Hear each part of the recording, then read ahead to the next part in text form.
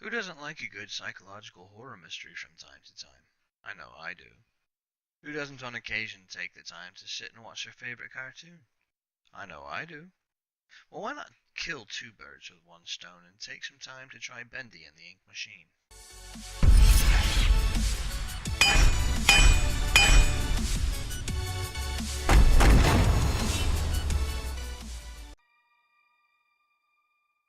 Bendy and the Ink Machine is a first-person horror adventure game with puzzle elements developed by the Meatly Games and was released in February of 2017 for PC, Mac, and Linux platforms, followed shortly by Steam distribution access in April.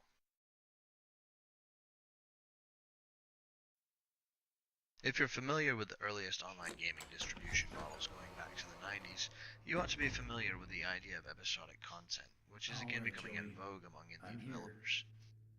Let's see if we can Bendy, like find its what I digital want to see. ancestors in Captain Keen and Duke Nukem, is episodic, in keeping with contemporaries such as franchises licensed by Telltale Games or Life is Strange or even the weird Half-Life pseudo-sequels. What this amounts to is a very short individual gameplay experience per episode, which neither under nor overwhelms you with its oddly macabre world.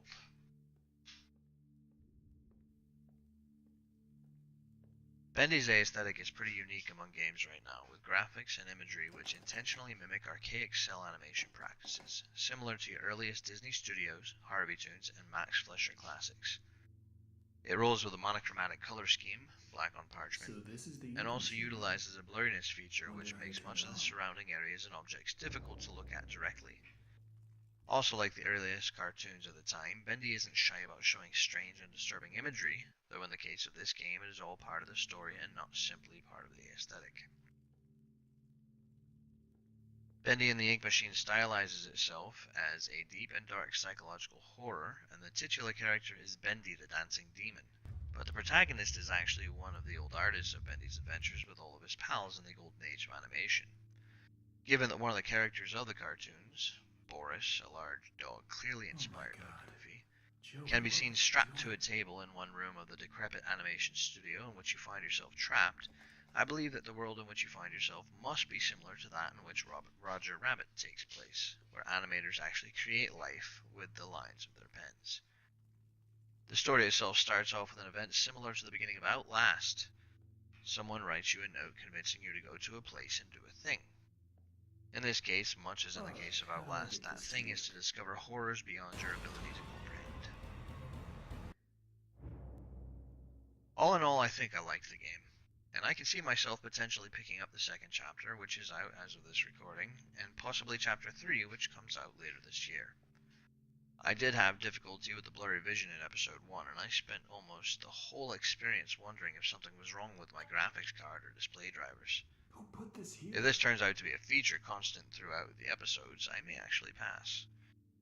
I was also mildly disappointed with the small map and puzzle contents of episode 1. The fetch quests which characterize the episode did only seem to be a tool by which to allow the designer to inject some creepy events and ambiance, but sometimes gameplay does trump storytelling. As a final note, I do feel that this game is worth checking out, especially if it comes out on sale on Steam anytime soon, and as a good stopgap for the eagerly and longly anticipated Cuphead, which comes out in September of this year.